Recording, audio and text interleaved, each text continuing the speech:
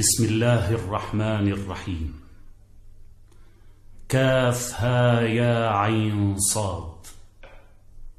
ذكر رحمة ربك عبده زكريا إذ نادى ربه نداء خفيا قال رب إني وهن العظم مني واشتعل الرأس شيبا ولم أكن بدعائك رب شقيا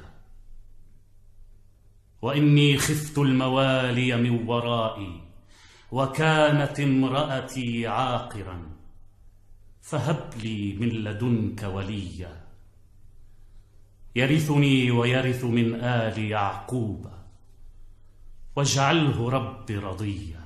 به نام خداوند بی اندازه مهربان نهایت بارک.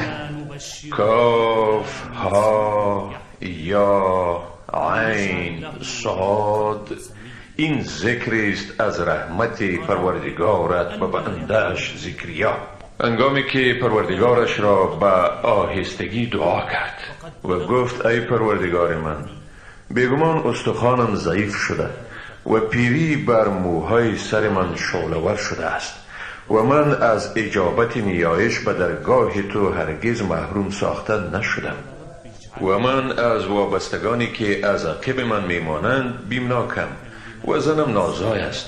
پس به من از نزد خودت جانشین عنایت فرما که وارث من و وارث اولاد یعقوب شود و ای پروردگارم او را مورد خوشنودی خیش بگردان. گفتیم ای زکریا، بیگمان تو را به فرزندی بشارت میدهم که نام او یحیی است.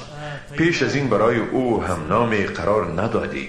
زکریا گفت ای پروردگار من، چگونه برایم فرزندی خواهد بود در حالی که زنم نازای است و من نیز از پیری پایمانده شدم.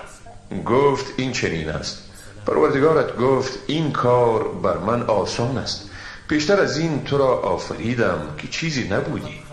زکریا گفت ای پروردگار من، برایم نشانه معین فرما. خداوند گفت نشانه تو این است که 3 شب و روز پیاپی با مردم سخن نمیزنی در حالی که زبان تو سالم است. او به این ترتیب از عبادتگاهش نزد قوم خیش بیرون شد و به اشاره به ایشان گفت که صبح و شام تسبیح بگویند. به وی ندا آمد که ای یحیی، کتاب خدا را با قوت بگیر و ما به او در کودکی حکمت دادیم و به او مرحمتی از جانب خود ارزانی کردیم و نیز پاکیزگی و او پرهیزگار بود و او به پدر و مادر خود نیکوکار بود و ستمگر و سرکش نبود.